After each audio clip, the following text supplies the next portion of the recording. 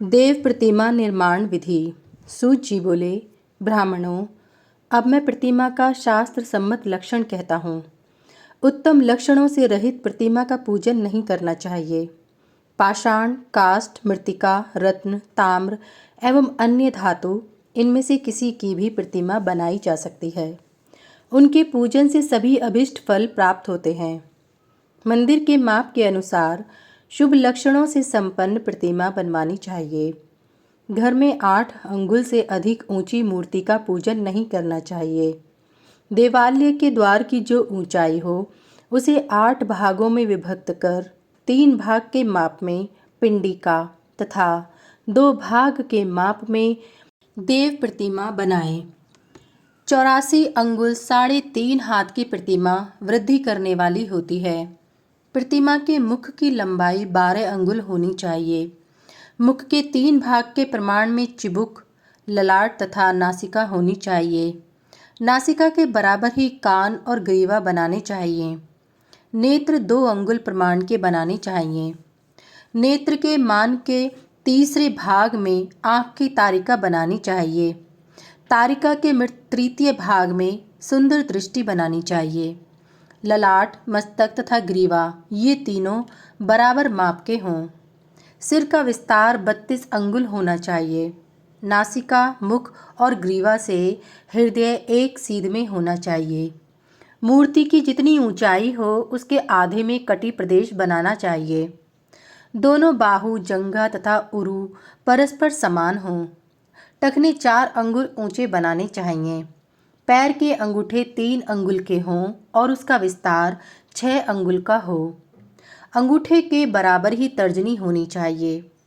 शेष उंगलियां क्रमश छोटी हों तथा सभी उंगलियां नख युक्त बनाएं। पैर की लंबाई 14 अंगुल में बनानी चाहिए।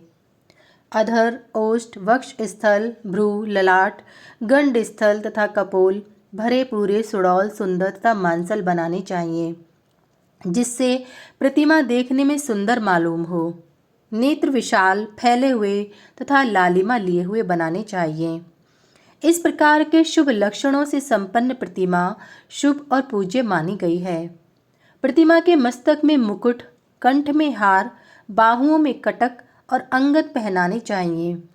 मूर्ति सर्वांग सुंदर, आकर्षक तथा ततत अंगों के आभूषणों से अलंकृत होनी चाहिए। भगवान की प्रतिमा में देव कलाओं का आधान होने पर भगवत प्रतिमा प्रत्येक को अपनी ओर बरबस आकृष्ट कर लेती है और अभिष्ट वस्तु का लाभ कराती है।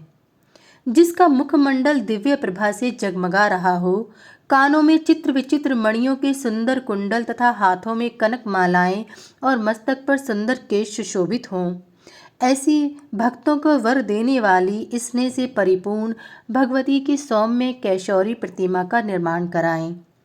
भगवती विधि पूर्वक अर्चना करने पर प्रसन्न होती हैं और उपासकों के मनोरथों को पूर्ण करती हैं।